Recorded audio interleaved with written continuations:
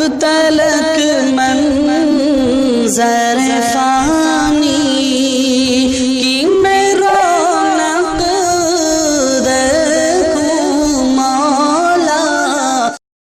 بسم اللہ الرحمن الرحیم۔ علماء ربانیین کی چوتھی علامت یہ ہے کہ وہ کھانے پینے اور لباس کی عمدگیوں اور بہتریوں کی طرف متوجہ نہ ہوں گے، بلکہ ان چیزوں میں درمیانی رفتار اختیار کریں گے اور بزرگوں کے طرز کو اختیار کریں۔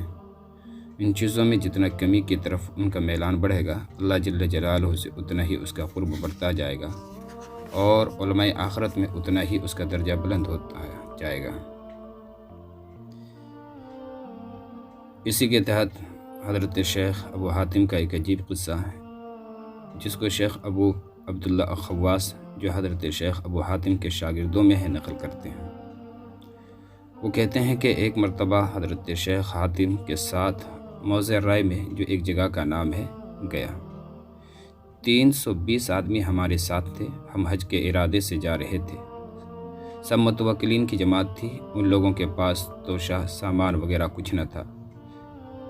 مقام رائے میں ایک معمولی خشک مزاج تاجر پر ہمارا گزر ہوا۔ اس نے سارے قافلے کی دعوت کر دی اور ہماری ایک رات کی مہمانی کی۔ دوسرے دن صبح کو وہ میزبان حضرت حاتم رحمۃ اللہ علیہ سے کہنے لگا کہ یہاں ایک عالم بیمار ہیں، مجھے ان کی عیادت کو اس وقت جانا ہے۔ اگر آپ کی رغبت ہو تو آپ بھی چلیں۔ حضرت حاتم رحمۃ اللہ علیہ نے فرمایا کہ بیمار کی عیادت تو ثواب ہے اور عالم کی زیارت بھی عبادت ہے، میں ضرور تمہارے ساتھ چلوں گا۔ یہ بیمار عالم اس موضع کے قاضی شیخ محمد بن مقاتل تھے۔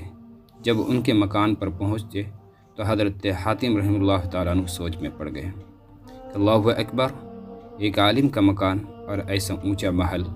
غرض ہم نے حاضری کی اجازت منگائی، اور جب اندر داخل ہوئے تو وہ اندر سے بھی نہایت خوشنما، نہایت وسیع، پاکیزہ، جگہ جگہ پردے لٹک رہے ہیں۔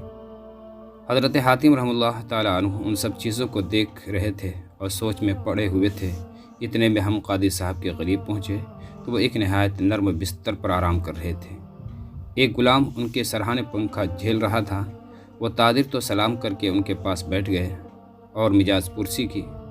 حضرت حاتم رحمہ اللہ تعالیٰ عنہ کھڑے رہے۔ قاضی صاحب نے ان کو بھی بیٹھنے کا اشارہ کیا۔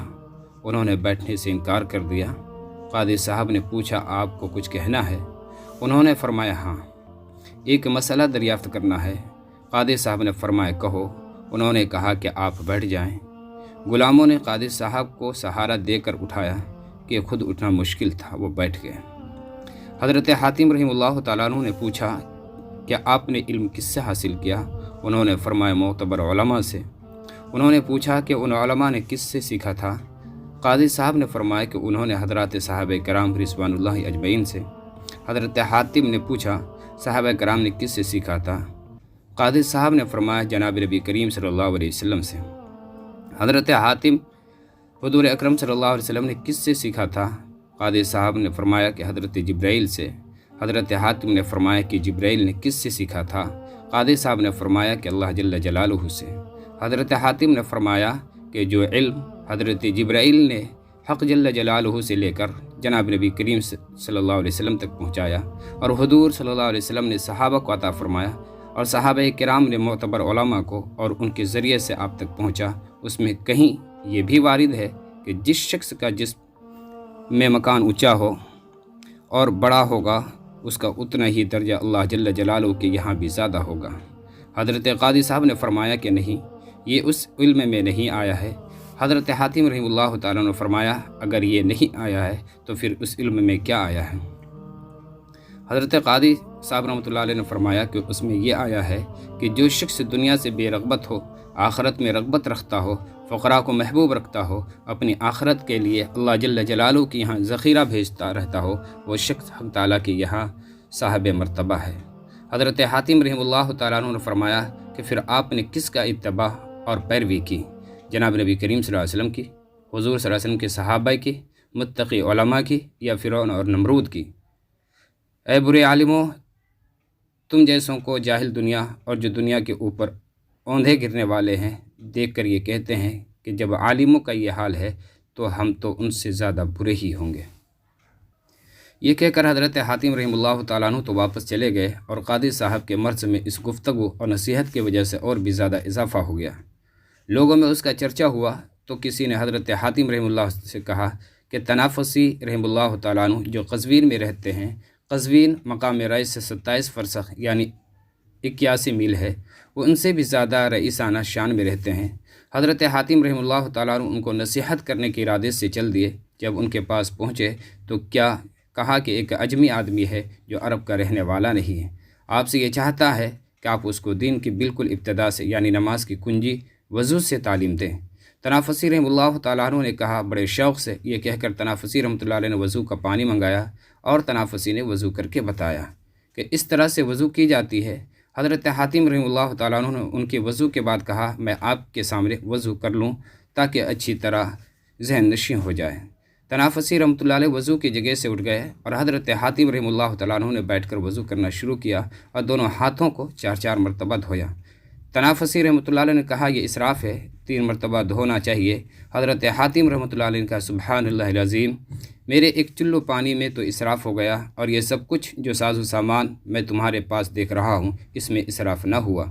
جب تنافسی رحمہ اللہ تعالیٰ عنہ کو خیال ہوا کہ ان کا مقصد سیکھنا نہیں تھا بلکہ یہ غرض تھی، اس کے بعد جب یہ بغداد پہنچے اور حضرت امام احمد بن حنبل رحمہ اللہ تعالیٰ عنہ کو ان کے احوال کا علم ہوا تو وہ ان سے ملنے کے لیے تشریف لائے، اور ان سے دریافت فرمایا کہ دنیا سے سلامتی کی کیا تدابیریں ہیں۔ حضرت حاتم رحمۃ اللہ علیہ نے فرمایا کہ دنیا سے اس وقت تک محفوظ نہیں رہ سکتے جب تک تم میں 4 چیزیں نہ ہو۔ لوگوں کی جہالت سے درگزر کرتے رہو، خود ان کے ساتھ کوئی حرکت جہالت کی نہ کرو، تمہارے پاس جو چیزیں ہوں ان کو خرچ کرو، ان کے پاس جو چیزیں ہوں ان کی امیدیں نہ رکھو۔ اس کے بعد جب حضرت حاتم رحمہ اللہ تعالیٰ عنہ مدینہ منورہ پہنچے تو وہاں کے لوگ خبر سن کر ان کے پاس ملنے کے لیے جمع ہو گئے۔ انہوں نے دریافت فرمایا کہ یہ کون سا شہر ہے؟ لوگوں نے کہا یہ رسول اللہ صلی اللہ علیہ وسلم کا شہر ہے۔ کہنے لگے کہ اس میں آپ صلی اللہ علیہ وسلم کا محل کون سا تھا؟ میں وہاں بھی جا کر 2 گانا نماز ادا کروں گا۔ لوگوں نے کہا آپ صلی اللہ علیہ وسلم کی تو محل نہیں تھا، بہت مختصر سا مکان تھا جو بہت نیچا تھا۔ کہنے لگے کہ صحابہ کرام کے محل کہاں کہاں ہیں، مجھے وہی دکھا دو۔ لوگوں نے کہا صحابہ کے بھی محل نہیں تھے، ان کے بھی چھوٹے چھوٹے مکان زمین سے لگے ہوئے تھے۔ حضرت حاتم نے کہا پھر یہ تو شہر فرعون کا شہر ہے۔ لوگوں نے ان کو پکڑ لیا کہ یہ شخص مدینہ منورہ کی توہین کرتا ہے، آپ صلی اللہ علیہ وسلم کے شہر کو فرعون کا شہر بتاتا ہے، اور پکڑ کر امیر مدینہ کے پاس لے گئے کہ یہ اجمی شخص مدینہ منورہ کو فرعون کا شہر بتاتا ہے۔ امیر نے ان سے مطالبہ کیا کہ کیا بات ہے؟ آپ نے فرمایا کہ آپ جلدی نہ کریں، پوری بات سن لیں۔ میں ایک اجمی آدمی ہوں، میں جب اس شہر میں داخل ہوا تو میں نے پوچھا یہ کس کا شہر ہے؟ پھر پورا قصہ اپنے سوال و جواب کا سنا کر کہا کہ اللہ تعالیٰ نے قرآن کریم میں یہ فرماتا ہے لَقَدْ كَانَ لَكُمْ فِي رَسُولِ اللَّهِ أُسْوَةٌ حَسَنَةٌ، تم لوگوں کے واسطے یعنی ایسے شخص کے لیے جو اللہ سے اور آخرت کے دین سے ڈرتا ہو، کثرت سے ذکر الہی کرتا ہو، یعنی کامل مومن ہو، غرض ایسے شخص کے لیے آپ صلی اللہ علیہ وسلم کا ایک عمدہ نمونہ موجود ہے۔ یعنی ہر بات میں یہ دیکھنا چاہیے کہ آپ صلی اللہ علیہ وسلم کا کیا معمول تھا اور اس کا اتباع کرنا چاہیے۔ بس اب تم ہی بتاؤ کہ تم نے آپ صلی اللہ علیہ وسلم کا اتباع کر رکھا ہے یا فرعون کا؟ اس پر لوگوں نے ان کو چھوڑ دیا۔